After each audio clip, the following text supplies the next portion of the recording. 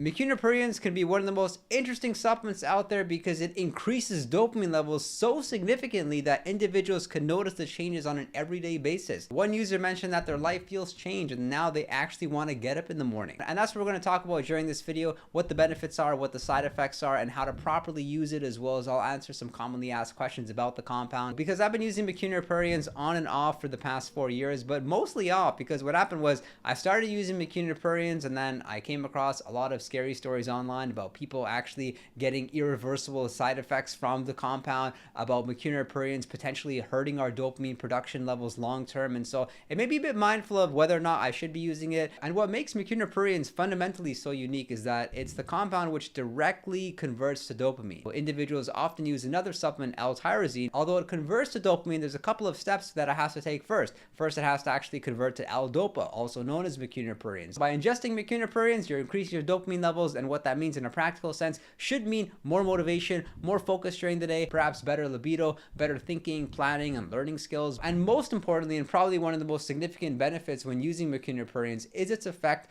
on improving your mood throughout the course of the day. So if you were to ingest something like caffeine, you may experience that mood improvement for a few hours, but subjectively with Mucuna Pruriens, if you're to take it once during the day, like first thing in the morning, you should have a higher baseline mood throughout the day. And has that been my experience? Not necessarily. I find that when I use Mucuna Pruriens, I'm a little bit more resilient to stress, but it's not as significant for me as other individuals. And that could be because of the fact that maybe I just already have high dopamine levels, because the individuals that are most likely going to notice something from Mucuna Pruriens are the individuals that experience some of the symptoms of having low dopamine levels, such as lack of concentration, boredom, demotivation, or feeling in a down mood throughout the day. And what's interesting is that the place in which Mucuna Pruriens is pretty much most talked about is around Parkinson's, because we know Parkinson's has to do with dopamine levels perhaps on the lower side, or perhaps something wrong with the structure in which you're producing dopamine. But if you were to ask if the young, healthy individual like myself would benefit by using Mucuna Pruriens, but the answer is probably not. Perhaps if you're somebody that's experiencing some trauma in their life, maybe like slight symptoms of depression, in that context, Mucuna Pruriens may actually be helpful, because it's always been believed that serotonin is pretty much responsible for mood, but there's more emerging research showing that mood isn't just related to serotonin levels,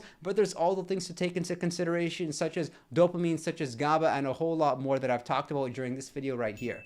This is the Mucuna Pruriens from Double Wood Supplements. I take 1 gram first thing in the morning, which is 1 capsule. And what's important you understand is when you're looking at Mucuna Pruriens, often there will be the serving size and then there will be the percentage of l-dopa, and that's what you want to take into consideration. Commonly, you'll see products which represent 15% l-dopa, and that's like the real ingredient. That's what you want. Mucuna Pruriens' other name is velvet bean, and what it is a tropical legume that's native to Africa as well as tropical Asia, and it's been around for centuries. It's commonly used for helping with libido. It's also used for stress resilience, for cognitive support, of course, mood enhancement like we talked about. But although it hasn't been my experience that Mucuna Pruriens has increased my testosterone levels throughout the many times in which I've used it in the past, I found much stronger natural testosterone boosters such as Tonka Ali. That's one of my favorites. I've talked about it more in this video over here. Mucuna Pruriens I see more around mood as well as productivity. Now let's talk about some of the side effects, because you'll actually stumble across more negative anecdotes than positive ones with Mucuna Pruriens. And that's surprising, because if you look through the studies of Mucuna Pruriens done on humans,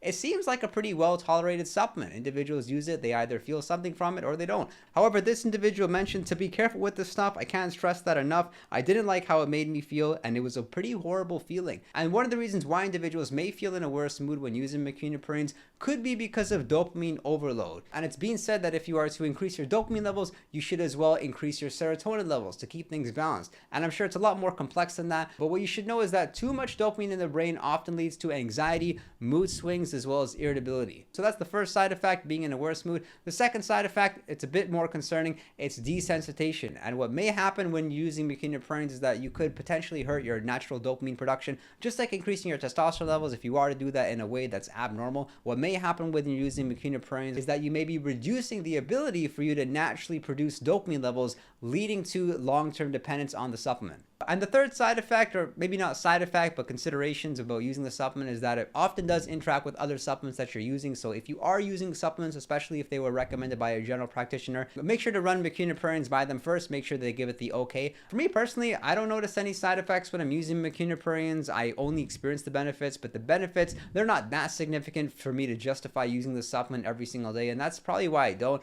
I'll maybe use it 20% of the time during the year, just if I have the supplement around, but it's certainly not something that I need to have in my stack, or even a supplement that I would use around a specific activity like working out, or perhaps during a time when things are different. Like for example, when I'm in cutting season and I'm trying to lean out for the summer, there are specific supplements that I would use in that context, but I can't really think of any way in which Mucuna Pruriens can be helpful for me. And this nootropic supplement really became popular between like 6 to 8 years ago, and back then it was featured in a lot of different nootropic blends. It was also featured in different pre-workout supplements, but it seems like since then people have been avoiding it. Blends have also been avoiding it, and of course there are so many negative anecdotes out there, so I of course would proceed with caution when using Mucuna Pruriens. If you are going to choose to use it, I want you to first consider maybe using L-tyrosine. But if your goal is to increase your dopamine levels, the first question I would ask yourself is, why do you want to do that? Do you want more focus? Do you want a better mood? And then once you deconstruct that, you can go ahead and find the appropriate supplement for you. Because if you were looking to improve your mood, I would think you would have better success using something like ashwagandha or lion's mane.